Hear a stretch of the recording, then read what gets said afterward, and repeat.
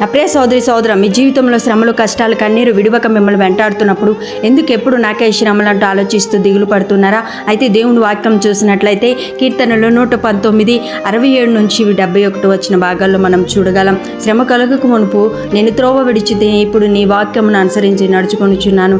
నేను నీ కట్టడలను నేర్చుకున్నట్లు శ్రమనొందిట నాకు మేలాయను.